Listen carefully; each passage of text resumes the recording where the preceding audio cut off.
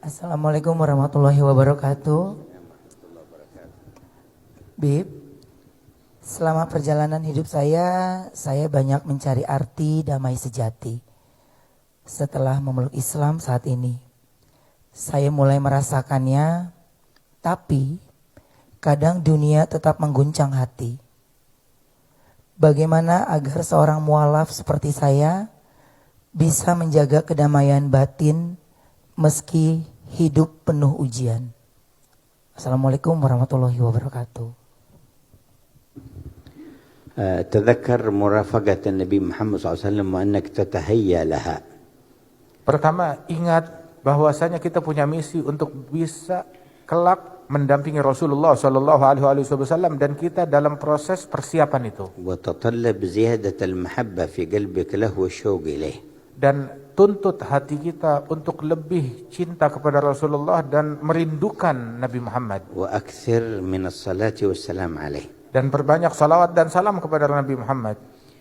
وأدخل السرور ما استطعت على قلب من حواليك. Dan sebisa mungkin gembirakan orang-orang yang ada di sekelilingmu, senangkan mereka. وتذكر عظمة رحمة الله تعالى وأن الشان في لقائه والرجوع إليه. Dan bayangkan, ingatlah keagungan Allah Subhanahu wa taala dan sesungguhnya kita semuanya punya misi akan kembali kepada Allah kelak. ولما أخبر بعض الصحابة رسول الله أنه يكثر الصلاة عليه ثم قال له أجعل لك صلاتي كلها قال إذن تكفى همك ويغفر ذنبك. Ketika salah seorang sahabat mereka bilang kepada Rasulullah, ya Rasulullah, saya menjadikan waktu saya semuanya untuk bersalawat kepadamu, maka Nabi mengatakan, apabila demikian, kalau begitu semua beban fikiran kamu akan dicukupi oleh Allah, dilapangkan hatimu, dan yang kedua dosamu semua akan diampunkan oleh Allah jika demikian. واجعل لك نصيبا من أخبار الصحابة ومن شيء من الكلام الطيب تسمعه من وقت لوقت. Dan ambil hendaknya kita punya obsesi untuk mencari tahu kehidupan para sahabat Nabi Muhammad Shallallahu Alaihi Wasallam dan mengambil daripada ucapan-ucapan yang baik, yang indah. وإن استطعت فاجعل لك شيخا له سند إلى رسول الله صلى الله عليه وسلم تهتدي بهديه وتأخذ بنصيحته.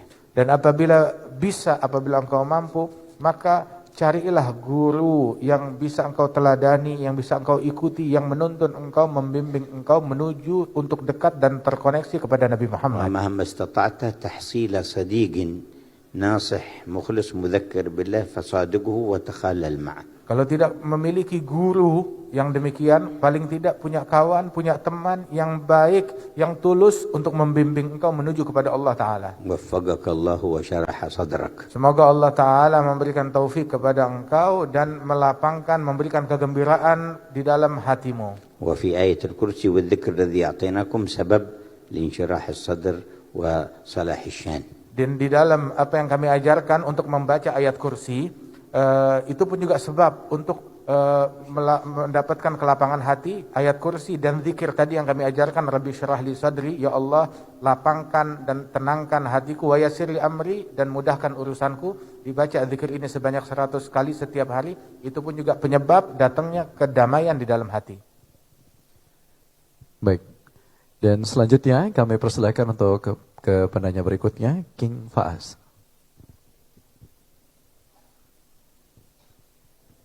Bismillahirrahmanirrahim. Assalamualaikum warahmatullahi wabarakatuh. Nama saya King Fas Arafik dan saya ingin bertanya, kenapa kalau misalkan Allah itu sayang banget sama kita, kita itu diberi ujian? Padahal kalau misalkan kita itu sayang banget sama orang, kita itu ingin melihat dia itu selalu tersenyum, selalu bahagia.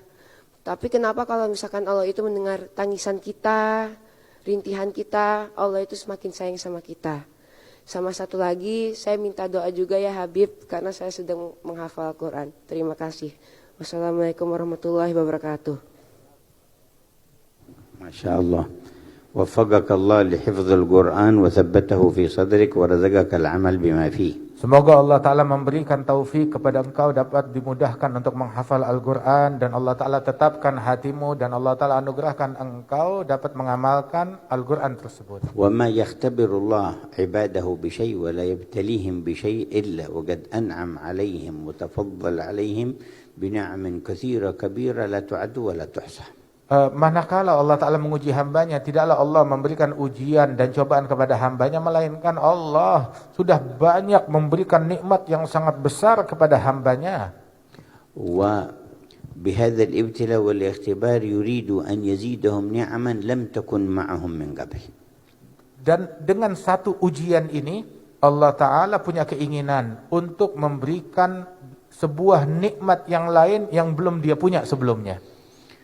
والذي يحب ولده الصغير إذا رآه يتناول السكينة أو النار أبعدها منه بالقوة، فيعتقد الطفل هذا أن والده يكرهه على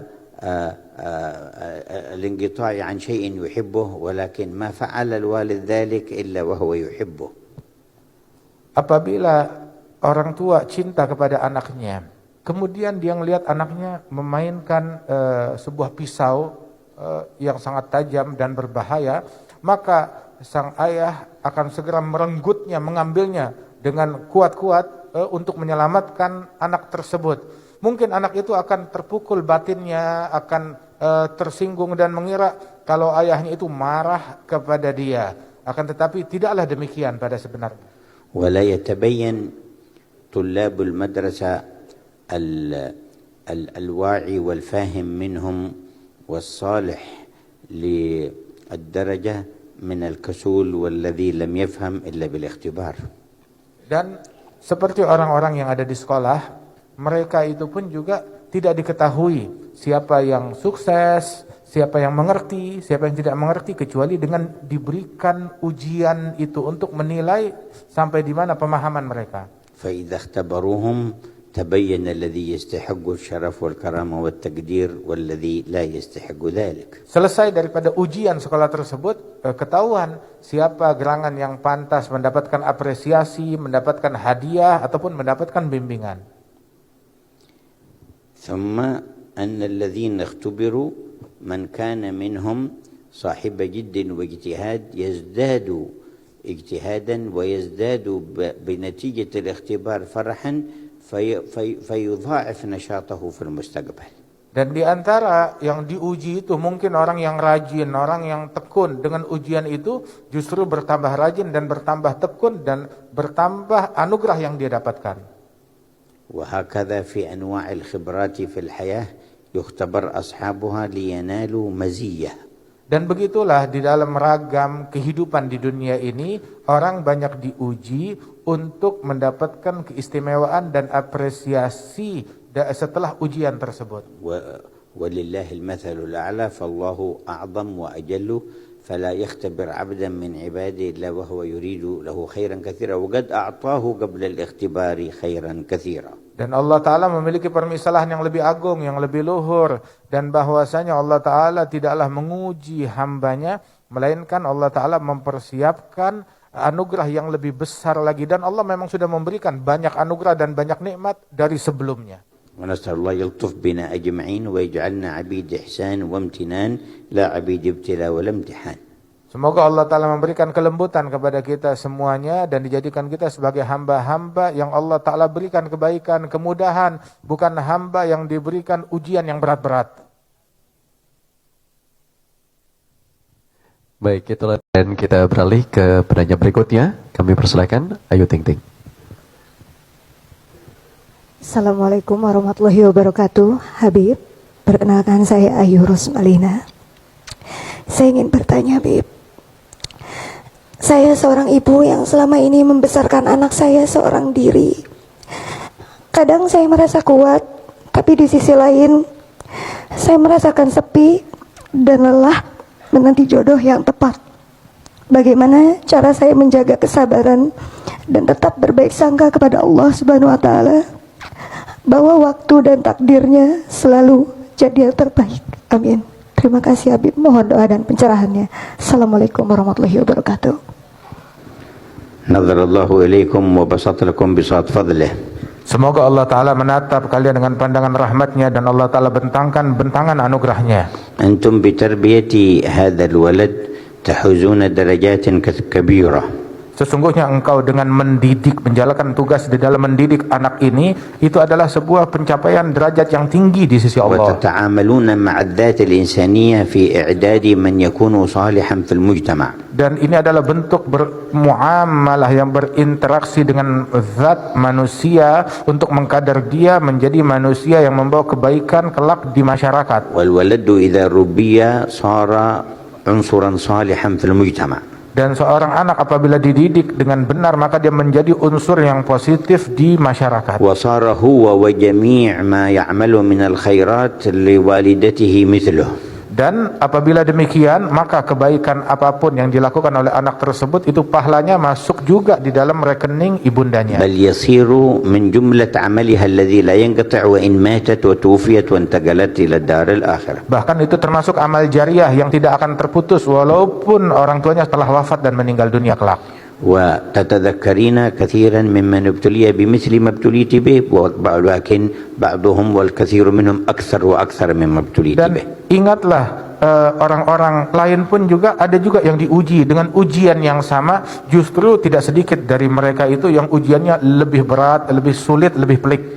وتذكري مشابهتك لأم النبي محمد. Dan bayangkan persamaan engkau dengan ibundanya Rasulullah yang mendidik Rasul sendirian. مات أبوه وهو حمل في بطن أمه. Meninggal sang ayah saat itu Nabi Muhammad di kandungan ibunya. وتفردت بتربيته الأم آمنة بنت وهب الزهرية. Maka Siti Aminah sendirian di dalam mengasuh merawat putranya Nabi Muhammad. فتذكري مشابهتك لأم النبي. Dan ingatlah ada kemiripan antara engkau dengan ibundanya Rasulullah dalam hal ini. وارجي ما عند الله من الثواب. Berharaplah kepada pahala yang ada di sisi Allah.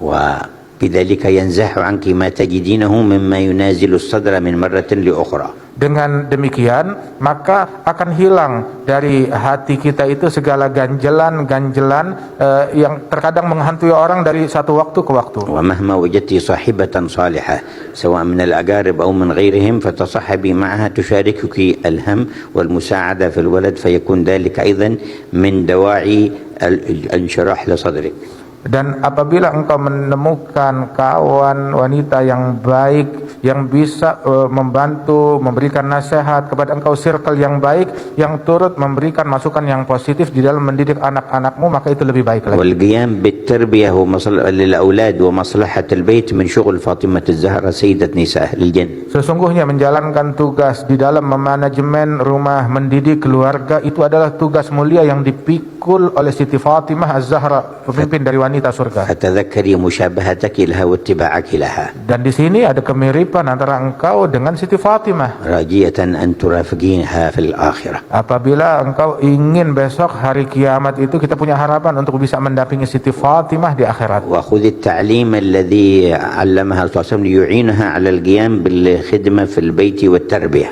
Ambil pembelajaran yang bisa membantu engkau di dalam memaksimalkan tugas di rumah, di dalam menjaga, merawat dan memanage dan mendidik. وهو أن تسبح قبل النوم 33 وتحمد 33 وتكبر 34. Di antara hal yang bisa menguatkan itu semuanya, menambah energi kita adalah dengan sebelum tidur membaca zikir subhanallah 33 kali, alhamdulillah 33 kali, Allahu Akbar 34 kali. قال النبي للسيدة فاطمة وسيدنا علي ذلكما خير لكما من خادم. Nabi Muhammad bilang kepada Siti Fatimah dan Sayyidina Ali bin Abi Thalib, zikir ini yang saya ajarkan kepada engkau lebih baik daripada kalau saya berikan bantuan asisten rumah tangga yang membantu engkau. Ini lebih baik daripada itu semuanya. قال سيدنا علي آخر عمره ما تركتها ليلة منذ سمعتها من رسول الله. Sayyidina Ali bin Abi Thalib bilang di akhir umurnya, saya enggak pernah ninggalin doa dan zikir ini setiap malam sebelum tidur, selalu saya baca sejak kali pertama saya dengar dari Rasulullah. قال له بعضهم ولا ليلة معركة صفين قال ولا ليلة معركة صفين جئت بها من آخر الليل. Ditanya lagi Sayyidina Ali, waktu malam perang Siffin kamu nggak tinggalkan sama sekali? Dibilang, iya saya tidak tinggalkan walaupun di dalam keadaan sulit dan sibuk itu, tetapi saat itu saya melakukannya itu di akhir malam agak lambat. Baik, itulah tadi jawabannya. Dan kita lanjutkan.